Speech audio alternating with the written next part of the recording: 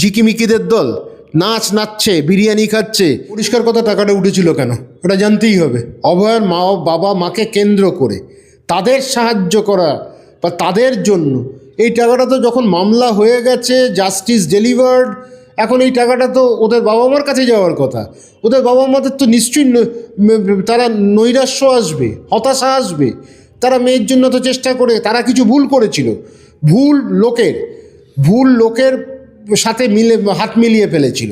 তার মধ্যে কিছুটা বামড়া, অতি বামড়া, কখনো বিজেপির লোকেদের সাথে সব হাত মিলিয়ে কিন্তু ওরা ভেবেছিল একটা কিছু পাবো। কিন্তু ঘটনাচক্রে সত্যিটাকে মানতে হবে, বাস্তবটাকে মানতে হবে। সঞ্জয় রায় এই কাজটি করেছেন, গুণধর সঞ্জয় রায় এই কাজটি করেছেন। তাকে যার জেল হেফাজত হয়েছে, তার যাবজ্জীবন কারাদণ্ড হয়েছে, সেটা তো বলতে হবে। বলছে কারা? বলছে ধর্মতলার মোড়ে যাদেরকে এলইডি লাইট লাগিয়ে, যাদেরকে ম্যানেজমেন্ট কোম্পানিকে নিয়ে এসে পাবলিসিটি দিতে হয়, তোতলা কাতলা পাতলার দল, একেবারে মানে ঝিকিমিকিদের দল নাচ নাচছে, বিরিয়ানি খাচ্ছে আর আন্দোলন করছে। আর এই টাকাগুলো কোথায় গেল? এই টাকাটা তো, আমার বক্তব্য হচ্ছে, অনিকেত মাহাতো এখন ভালো সাজলে হবে না। উনিও প্রথমে ছিলেন, আমি হয়তো সরলও বলবো, কারণ অনিকেত মাহাতো সরল ছিল, কিন্তু অনিকেত মাহাতোর কে যত মাথায় বদবুদ্ধিগুলো দেওয়া, তার মধ্যে কিছু বুড়ো ভাম ছিল। ওই বুড়ো ভামগুলোর নাম আমি বলছি না, নাম বললে তাদের খারাপ লাগবে, কিন্তু তার মধ্যে আবার কিছু কংগ্রেসের মেডিকেল সেলের কিছু ডাক্তার একেবারে ভাম হয়ে গেছিল। তো ঘটনাচক্রে হচ্ছে এই একাকার হয়ে গিয়ে একটা আন্দোলন করতে চেয়েছিল, রেভলিউশন।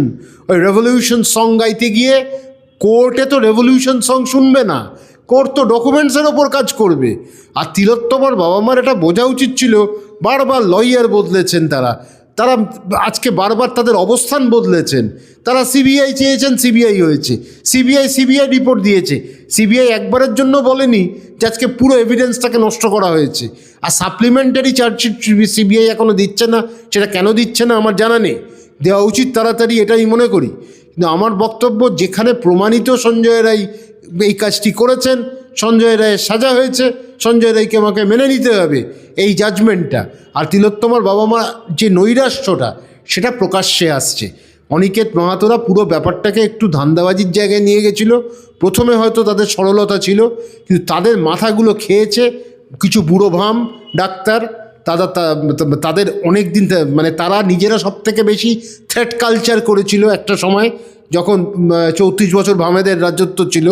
তারপর থ্রেটের গল্প দিচ্ছে, তারপর থ্রেট আর এইসবের গল্প দিচ্ছিল। তো ঘটনাটা চক্র হচ্ছে, আন্দোলনটা বাংলাদেশকে দেখে অনুপ্রাণিত হয়ে মমতা বন্দ্যোপাধ্যায়ের পদত্যাগ করেছে। গভর্নমেন্টকে ডিস্টার্ব করেছিল কেন? 2 মাস ধরে হাসপাতাল কেন বন্ধ রেখেছিল?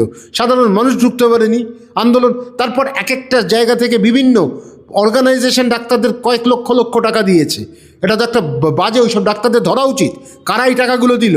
তাদের একেবারে ধরে 1 সপ্তাহ প্র্যাকটিস বন্ধ করে দেওয়া উচিত ছিল। আর তারপর হচ্ছে সিজিআই, এই যে WBHS, এটি স্বাস্থ্যসাথী, এটাকে ব্যবহার করে প্রচুর ডাক্তার ওই বাজারে প্র্যাকটিস করেছে, তাদের বিরুদ্ধে শাস্তি হওয়া উচিত ছিল। তো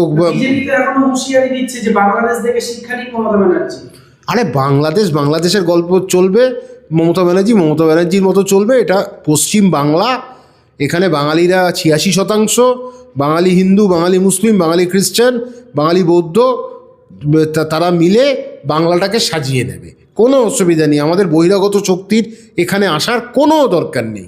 আমাদের দরকার নেই তো বিভিন্ন জায়গা থেকে নাতানি গাতানি মালখানিদের আসার।